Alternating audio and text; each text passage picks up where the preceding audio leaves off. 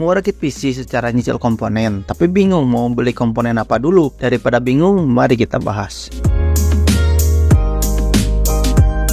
Di video kali ini kita akan membahas komponen apa dulu yang harus kita beli ketika kita merakit PC secara nyicil. Sebelum masuk ke urutannya, disclaimer dulu. Untuk urutan kali ini tidak harus sama seperti kami, tapi urutan kali ini adalah urutan yang kami buat sesuai dengan pengalaman kami dan sudah kami praktekkan di beberapa rakitan PC. Sebelum kalian menentukan urutannya, ada 4 hal yang harus kalian perhatikan dulu sebelum merakit PC. Yang pertama, kalian harus menentukan dulu tujuan merakit PC itu untuk apa. Misalkan untuk gaming, untuk sekolah, untuk office, atau hanya untuk nonton film saja. Karena setelah kalian menentukan tujuannya untuk apa, nanti kalian bakalan ada gambaran untuk menentukan total budgetnya berapa. Yang kedua, kalian harus menentukan dulu total budget untuk merakit PC. Karena kalau kalian sudah menentukan total budget, nanti kalian bakalan ada gambaran dengan budget sekian, kalian bakalan dapat PC dengan spesifikasi dan komponen seperti apa. Misalkan kalian ada budget 7 juta, kalian cari dulu rakitan PC 7 juta bakalan dapat spesifikasi yang bagaimana dengan komponen apa aja. Kalau dirasa sudah cocok, kalian dapat menuliskan komponen apa saja yang dipakai, yang nantinya kalian akan urutkan komponennya apa dulu yang akan kalian beli. Yang ketiga, apakah nantinya ada opsi upgrade atau tidak. Biasanya jika kalian merakit PC dengan budget 3 juta ke bawah, biasanya tidak terlalu memikirkan opsi upgrade. Tetapi jika kalian mau merakit PC dengan budget 5 juta ke atas, biasanya memikirkan hal ini. Jikalau suatu hari nanti kalian punya budget lebih dan kalian ingin mengupgrade PC, kalian bakalan punya banyak pilihan komponen untuk upgrade PC kalian. Yang keempat, kalian membeli komponen PC dalam keadaan baru atau bekas. Sebenarnya ada beberapa komponen PC yang kurang tepat jika kalian membelinya dalam kondisi bekas. Misalkan power supply, SSD atau hard disk, dan juga VGA card. Sebaiknya kalian membeli part-part tersebut dalam kondisi baru untuk menghindari hal-hal yang tidak kalian inginkan. Setelah kalian memperhatikan 4 hal tersebut, sekarang kita masuk ke urutan membeli komponen apa dulu. Untuk waktu optimal yang baik untuk merakit sebuah PC biasanya ada di kisaran 4-5 bulan. Karena jika lebih dari itu biasanya mengalami gagal merakit PC karena rasa malas yang membesar dan juga kecewa akan harga komponen yang sudah kita beli makin turun harganya. Untuk urutannya seperti apa? Langsung saja kita bahas. Untuk komponen yang pertama yang harus kita beli yaitu casing. Kalau diibaratkan dalam sebuah rakitan PC, casing itu bagaikan rumah untuk komponen lainnya. Agak sedikit lucu kalau misalkan kita membeli perlengkapan rumah tetapi kita belum punya rumahnya. Alasan lain karena casing juga memiliki harga yang relatif stabil jika dibandingkan dengan komponen lainnya. Casing juga memiliki keawetan yang cukup bagus jika disimpan lama untuk menunggu komponen yang lainnya yang akan datang.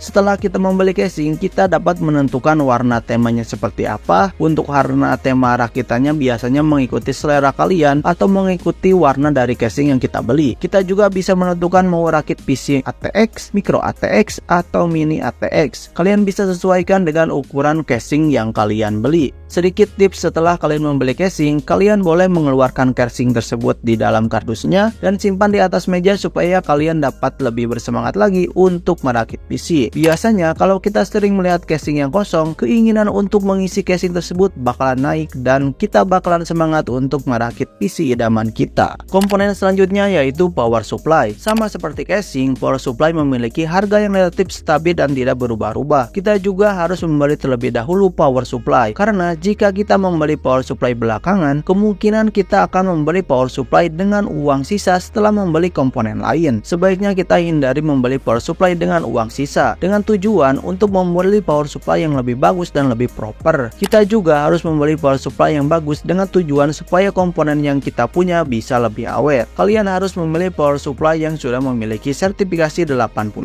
Kalau kalian memilih power supply yang kurang bagus, takutnya power supply tersebut bakalan merusak komponen lainnya. Karena power supply memiliki sifat merusak komponen lain, terutama VGA card dan juga motherboard. Komponen selanjutnya yang harus kalian beli yaitu prosesor. Di sini kalian memiliki dua opsi, mau membeli prosesor yang memiliki IGP atau tidak. Bedanya, kalau prosesor yang memiliki IGP di dalamnya, kalian dapat menjalankan PC kalian tanpa menggunakan VGA card tambahan dan bakalan bisa menyala. Contohnya, kalau di AMD, prosesor yang memiliki IGP di dalamnya yaitu prosesor yang memiliki huruf G di belakang nama prosesornya. Misalkan Ryzen 3 3200G, Ryzen 5 5600G, dan seterusnya. Kalau di prosesor Intel, biasanya prosesor yang tidak memiliki IGP di dalam prosesor prosesornya memiliki huruf F di belakang nama prosesornya, seperti Core i3 10100F, Intel Core i5 12400F, dan seterusnya. Kalau kalian tidak sabar untuk memiliki PC, kalian lebih bagus memilih atau membeli prosesor yang memiliki IGP di dalamnya. Untuk urusan PGA-Card tambahan, kalian bisa membeli PGA-Card tersebut di urutan terakhir, tapi untuk pilihannya tergantung lagi kepada kalian mau pilih prosesor yang mana. Komponen selanjutnya setelah kita membeli prosesor, kita harus membeli motherboard. Untuk pemilihan motherboard, kalian harus membeli motherboard yang sama soketnya dengan prosesor yang kalian beli. Misalkan kalian membeli prosesor Intel Core i5 12400F yang menggunakan soket terbaru yaitu LGA 1700,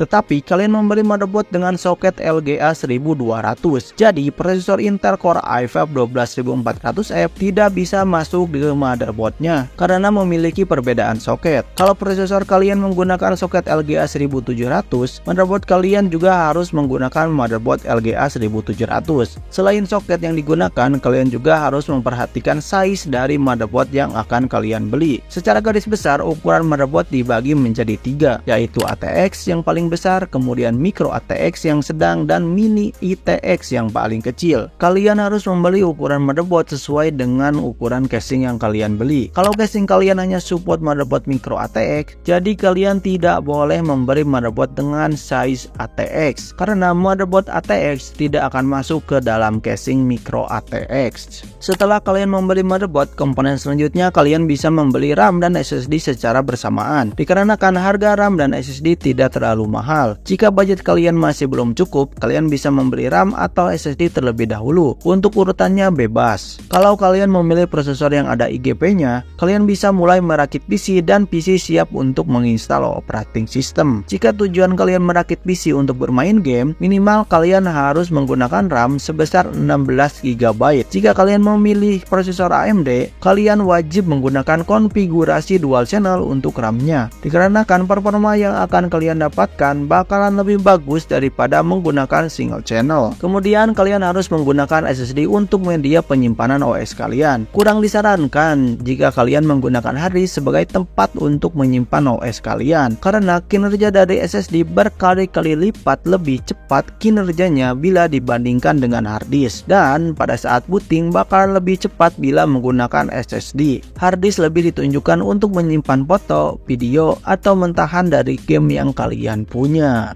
Sebelum masuk ke komponen yang terakhir, kalian bisa memberi peribahasa dulu di fase ini, seperti mouse, keyboard, speaker, atau yang lainnya. Tapi untuk ini opsional ya, tergantung dari keputusan kalian. Untuk komponen yang terakhir yaitu PGA card. Kenapa PGA card di urutan terakhir? Karena biasanya PGA card yang paling mahal dan juga harganya yang paling tidak stabil. Kalau saat video ini dibuat, harga dari PGA card cenderung sedang turun. Tips untuk membeli PGA card, kalian bisa menyisihkan uang gajian kalian selama 2 bulan, karena biasanya menyisihkan uang 1 bulan gaji belum cukup untuk membeli PGA card. Untuk pilihan PGA card selalu sesuaikan dengan kebutuhan kalian dan sesuaikan dengan budget kalian. Dirasa kalian membutuhkan PGA card yang kencang, kalian bisa melirik seri RTX dari Nvidia dan seri RX 6000 dari AMD Radeon. Untuk kalian yang masih baru merakit PC, disarankan kalian membeli PGA card yang baru ketimbang PGA card yang bekas. Untuk harga PGA card baru di zaman sekarang sudah banyak yang terjangkau, seperti RX 6600 dari AMD yang mampu melibas game-game di resolusi 1080p dengan settingan high dengan sangat mudah, dan bisa menjalankan game-game di resolusi 1440p dan bahkan 2K dengan beberapa catatan. Kalau budget kalian hanya cukup membeli PGA card bekas, sebaiknya kalian bertanya atau belajar terlebih dahulu kepada orang yang tahu tentang PGA card bekas.